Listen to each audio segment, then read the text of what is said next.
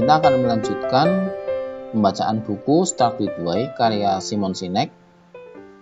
Pembahasan bab kedua di bagian ke-6 dan sekaligus merupakan bab terakhir buku Start With Why karya Simon Sinek ini. Oke, langsung saja saya bacakan. Persaingan baru. Bila kita mengikuti mengapa kita, orang lain akan mengikuti kita. Dor, pistol meletup dan lomba dimulai. Para pelari berlari di lapangan. Hujan telah turun di hari sebelumnya dan tanah masih basah. Cuaca sejuk. Itu adalah hari yang sempurna untuk berlari. Para pelari segera membentuk gerombolan seperti gerombolan ikan. Mereka menyatu. Mereka bergerak sebagai kesatuan. Gerombolan ini menetapkan kecepatan untuk memaksimalkan tenaganya di seluruh lomba. Seperti pada setiap lomba, dalam waktu singkat, yang paling kuatlah yang mulai lebih maju dan yang lebih lemah mulai tertinggal. Tetapi tidak demikian dengan Ben Komen. Ben tertinggal begitu pistol diletupkan. Ben bukanlah pelari tercepat di timnya.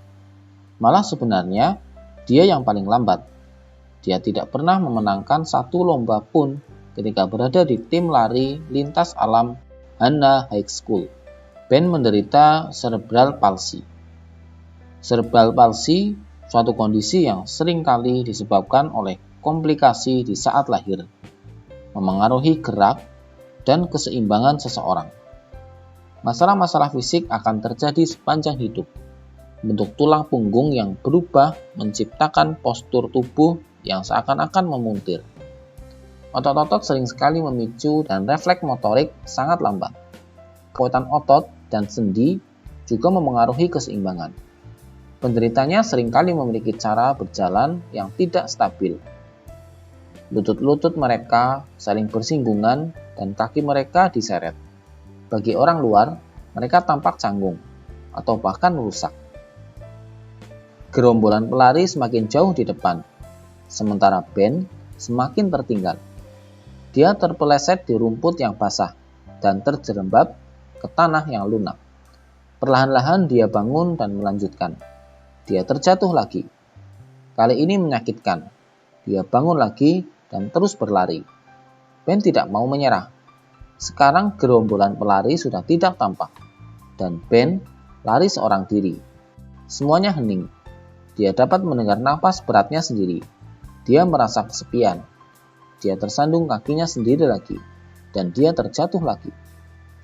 Terlepas dari kekuatan mentalnya, wajahnya tidak bisa menyembunyikan nyeri dan frustasi. Dia menyeringai di saat menggunakan seluruh tenaganya untuk bangun dan melanjutkan lari. Bagi Ben, ini adalah bagian dari rutinitas. Semua orang lain menyelesaikan lomba dalam sekitar 25 menit. Ben biasanya membutuhkan lebih dari 45 menit. Ketika akhirnya melintasi garis akhir, Ben kesakitan dan keletihan. Diperlukan setiap jengkal kekuatannya untuk menyelesaikan lomba. Tubuhnya lebam dan berdarah. Dia dilumuri lumpur. Ben tentu menginspirasi kita. Tetapi ini bukan kisah tentang ketika segalanya menjadi sulit. Yang kuatlah yang terus maju. Ini bukan kisah tentang ketika Anda jatuh, bangunlah. Keduanya memang pelajaran yang bagus untuk dipelajari.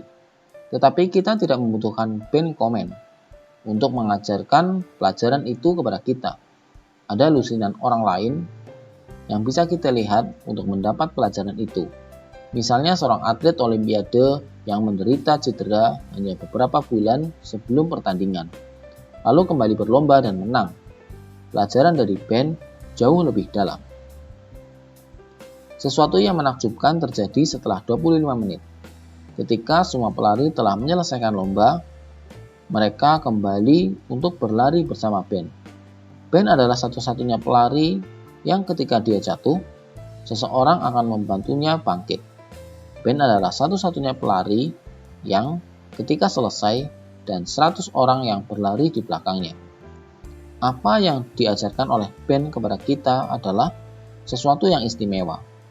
Ketika kita bersaing melawan semua orang lain, tidak ada orang yang ingin menolong kita. Tetapi ketika kita bersaing melawan diri sendiri, semua orang ingin menolong. Para atlet Olimpiade tidak saling menolong. Mereka adalah pesaing. Ben memulai setiap lomba dengan perasaan yang sangat jelas tentang mengapa dia berlari. Dia ada di sana bukan untuk mengalahkan siapapun, kecuali dirinya sendiri. Ben tidak pernah kehilangan niat itu. Pemahamannya tentang mengapa dia berlari untuk memberinya kekuatan untuk terus maju, untuk terus memaksa diri, untuk terus bangkit, untuk terus maju dan melakukannya berulang-ulang. Dan setiap hari dia berlari. Satu-satunya waktu yang ia ingin dia kalahkan adalah waktunya sendiri. Sekarang pikirkan bagaimana kita melakukan bisnis. Kita selalu bersaing melawan orang lain. Kita selalu berusaha menjadi lebih baik dari orang lain. Kualitas yang lebih baik, lebih banyak fitur. Layanan yang lebih baik. Kita selalu membandingkan diri dengan orang lain. Dan tidak ada seorang pun ingin menolong kita. Bagaimana jika setiap hari kita muncul untuk bekerja hanya untuk menjadi lebih baik daripada diri kita sendiri? Bagaimana jika tujuannya adalah minggu ini berbuat lebih baik daripada minggu sebelumnya, untuk membuat bulan ini lebih baik daripada bulan sebelumnya? Bahkan untuk alasan yang lain, selain karena kita ingin meninggalkan organisasi dalam keadaan yang lebih baik daripada ketika kita mendirikannya. Semua organisasi dimulai dengan mengapa, tapi hanya organisasi-organisasi hebatlah yang memelihara kejelasan mengapa mereka dari tahun ke tahun. Organisasi yang lupa mengapa mereka didirikan akan muncul setiap hari untuk berlomba mengungguli orang lain, alih-alih mengungguli diri sendiri. Bagi mereka yang kehilangan pandang terhadap mengapa mereka ketika berlari di lomba, yang mereka kejar adalah medali atau untuk mengalahkan orang lain. Bagaimana jika di lain waktu seseorang bertanya, "Siapa pesaing Anda?" Kita menjawab, "Tidak tahu." Bagaimana jika di lain waktu seseorang mendesak, "Apa yang membuat Anda lebih baik daripada pesaing Anda?" Kita menjawab, "Dalam segala hal, kami tidak lebih baik daripada mereka." Dan bagaimana jika di lain waktu seseorang bertanya, "Kalau begitu, mengapa saya harus berbisnis dengan Anda?" Kita menjawab dengan percaya diri, karena pekerjaan yang kami lakukan sekarang ini lebih baik daripada pekerjaan yang kami lakukan 6 bulan yang lalu. Dan pekerjaan yang akan kami lakukan 6 bulan mendatang akan lebih baik daripada pekerjaan yang kami lakukan hari ini. Karena setiap hari kami bangun dengan mengetahui mengapa kami berangkat kerja. Kami berangkat kerja untuk menginspirasi orang-orang agar melakukan hal-hal yang menginspirasi mereka. Apakah kami lebih baik daripada pesaing kami?